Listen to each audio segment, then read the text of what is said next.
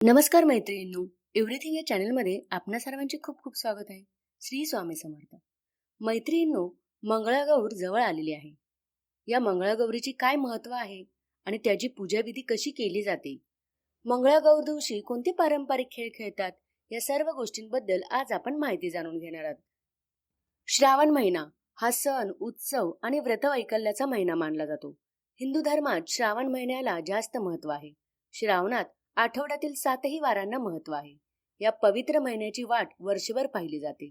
श्रावण महिना नवविवाहितांसाठी खास असतो, तर वर्षभर नवीन लग्न झालेल्या मुलींचं कौतुक केलं जातं. पण श्रावण महिन्यात नवविवाहित मुली आपल्या माहेरी जाऊन मंगळागौरीचे व्रत साजरे करतात. श्रावण महिन्याच्या दुसऱ्या दिवशी मंगळागौरी पूजनाला सुरुवात केली जाते. असे म्हणतात की पती पत्नीमधील प्रेम आणि निष्ठा वाढावी यासाठी शिवपार्वतीचा आशीर्वाद आणि त्यांची कृपादृष्टी मिळवण्यासाठी ही पूजा केली जाते. मंगळागौर ही पारंपरिक सौभाग्यदायी देवता मानली जाते. गौरी म्हणजे पार्वती, तिचं पूजन केलं जातं. महिलांसाठी हा सण खास असतो. लग्नानंतर सलग 5 वर्षे मंगळागौरीचे व्रत करण्याची प्रथा आहे. मंगळागौरीला महिला एकत्र येणे, नवविवाहितांचं गोड कौतुक करण्यासाठी विविध खेळ, गाणी, फुगडी घालून आनंद साजरा करणे. त्यामुळे महिलांनाही रोजच्या कामामधून थोडासा विरंगुळा मिळतो. मंगळागौरीच्या व्रता दिवशी काय करावे? मंगळागौरीसाठी महिलांना आमंत्रण द्यावं, त्यांना भोजन, हळदी कुंकू द्यावं, संध्याकाळी आरती करावी, रात्रभर जागरण करावं. सुवासिनी महिला फुगड्या, झिम्मा खेळत, गाणी गात मंगळागौर जागवतात. मंगळागौरीच्या जागरणात कोणकोणते पारंपरिक खेळ आहेत? साधी फुगडी, एक हाताची फुगडी, गुडघ्याची फुगडी, बस फुगडी असे फुगडीचे अनेक प्रकार खेळले जातात. झिम्मा, खुर्ची का मिरची, नाच ग घुमा, दोडका, किस बाय किस, 3-4 प्रकार. अशा प्रकारे आनंदाने हा दिवस साजरा केला जातो. लग्नानंतर सलग 5 वर्षे हे व्रत करतात. मंगळागौरीचे व्रत कशी करतात? सकाळी स्नान केल्यानंतर सोवळं नेसून ही पूजा केली जाते. सर्वात आधी विघ्नहर्ता गणपतीची पूजा केली जाते. लग्नातील अन्नपूर्णेची धातूची मूर्ती चौरंगावर स्थापन करावी. शेजारी शिवपिंड, समोर कणकेचे दिवे अशी आरास करण्यात यावी. नंतर मग मंगळागौर आणि अन्नपूर्णेच्या मूर्तीवर शिवमंगळागौरीचे आवाहन करावं. देवीला विविध फुलं वाहावीत. नंतर तांदूळ, पांढरे तीळ, जिरे, मुगाची डाळ अशा धान्यांची मूठ अर्पण करावी. नंतर मग एकत्र बसून मंगळागौरीची कहाणी वाचावी. कहाणी वाचून झाली की महानैवेद्य अर्पण करावा. नैवेद्य अर्पण करताना 16 दिव्या त्या नैवेद्यांसमोर लावावेत. त्यानंतर मनोभावे पूजा करून अखंड सौभाग्य प्राप्तीचा वसा मागावा. नवविवाहित मुली श्रावणातल्या मंगळवारी मंगळागौरीचे पूजन करत गौरी गौरी सौभाग्य दे अशी प्रार्थना करतात. सामूहिकरित्या ही पूजा केली जाते. ज्या घरी मंगळागौरीची पूजा करतात तेथे संध्याकाळी महिलांना हळदी कुंकवासाठी बोलवतात. हळदी कुंकू, विड्याची पाने, सुपारी आणि हातावर साखर देतात. सुवासिनींनी गावाने ओटी भरतात. रात्री फराळाचे जिन्नस करतात. रात्री पुन्हा मंगळागौरीची आरती करतात. मंगळागौरीचे खेळ खेळताना अनेक प्रकारची गाणी गायली जातात. या विविध खेळांमुळे अनेक महिला तर एकत्र येतातच, पण त्यांच्याबरोबर वेगवेगळ्या प्रकारच्या खेळांमुळे महिलांचा शारीरिक व्यायाम देखील होतो. मंगळागौरची कहाणी. आटपाट नगर होतं. तिथे एक वाणी होता. त्याला काही मुलगा नव्हता. त्याच्या घरी एक गोसावी येई. अल्लक म्हणून प्रकार करी. वाण्याची बायको भिक्षा आणि निपुत्रिकाच्या हातची भिक्षा घेत नाही असे म्हणून तो चालता होई. ही गोष्ट तिने नवऱ्याला सांगितली. त्याने तिला युक्ती सांगितली. दाराच्या आड लपून बस. अल्लक म्हणताच सुवर्णाची भिक्षा घाल. अशी भिक्षा झोळीत घातली. भुवाचा नेम मोडला. बाईवर फार रागवला. मूळ बाळ होणार नाही असा शाप दिला. तिने त्यांचे पाय धरले. बुवांनी उपशाप दिला. बुवा म्हणाले, आपल्या नवऱ्याला सांग, निळ्या घोड्यावर बस, निळं वस्त्र परिधान कर, रानात जा. जिथे घोडा अडेल तिथे खण. देवीचं देऊळ लागेल. तिला प्रार्थना कर, ती तुला पुत्र देईल. असं बोलून चालता झाला. तिने आपल्या पतीला सांगितलं. वाणी रानात गेला. घोडा अडला. तिथं खणलं. देवीचे देऊळ लागले. सुवर्णाचं देऊळ आले.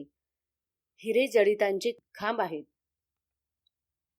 मानकाचे कळस आहेत. आत देवतीची मूर्ती आहे. मनोभावे पूजा केली. त्याला देवी प्रसन्न झाली. वर माग म्हणाली. घरदार आहे, गुरढोर आहेत, धनद्रव्य आहे, पोटी पुत्र नाही. म्हणून दुःखी आहे. देवी म्हणाली, तुला संततीचं सुख नाही, मी प्रसन्न झाले आहे तर तुला देते. अल्पायुषी पुत्र घेतलास तर गुणी मिळेल, दीर्घायुषी घेतलास तर जन्माद्ध होईल, कन्या घेतलीस तर बाळ विधवा. त्याने अल्पायुषी पुत्र मागितला. देवीने, माझ्या मागच्या बाजूस जा, तिथे एक गणपती आहे, त्याच्या मागे आंब्याचं झाड आहे, गणपतीच्या दोधावर पाय दे, एक फळ घे, घरी जाऊन बायकोला खाऊ घाल, म्हणजे तुझा कार्यभाग होईल, असं सांगितलं. नंतर देवी अदृश्य झाली. वाणी देवळामागं गेला, गणपतीच्या दोधावर पाय दिला, झाडावर चढला, पोटभर आंबे खाल्ले, मोठभर घरी नेण्याकरता घेतले आणि उतरून पाहू लागला, तो आपल्या मोठे आंबा एकच आहे. असं 4-5 वेळा झालं. गणपतीला त्रास झाला. त्याने सांगितलं, तुझ्या नशिबी एकच फळ आहे. फळ घेऊन घरी आला, बायकोला खाऊ घातलं, ती गरोदर राहिली. दिवस मासा गर्भ वाढू लागला. 9 मास पूर्ण झाले. वाण्याची बायको बाळंतीण झाली, मुलगा झाला. उभयंतांना मोठा आनंद झाला. दिवसा मासा वाढू लागला. 8व्या वर्षी मुंज केली. 10व्या वर्षी लग्न करा म्हणाली. काशी यात्रेशिवाय लग्न करणं नाही, असा माझा नवस आहे, असा जबाब दिला.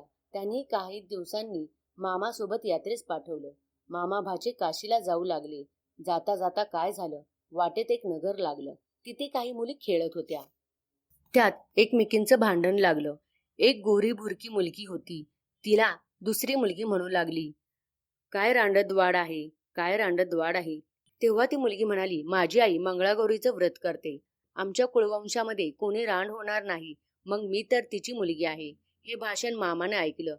त्याच्या मनात आलं, हिच्याशी भाच्याचं लगीन करावं, म्हणजे हा दीर्घायुष्य होईल. परंतु हे घडलं कसं? त्याच दिवशी तिथं त्यांनी मुक्काम केला. इकडे काय झालं, त्याच दिवशी त्या मुलीचं लग्न होतं. लग्नाच्या वेळेस नवरा मुलगा आजारी पडला. मुलाच्या आईबापांची पंचायत पडली. पुढं कोणीतरी प्रवासी मिळेल तर बरं होईल, त्याला पुढं करून वेळ साजरी करू म्हणून धर्मशाळा पाहू लागली. मामा भाच्यांचे दृष्टीस पडले. मामापासून भाच्याला नेलं, गोरज लग्न लाविलं.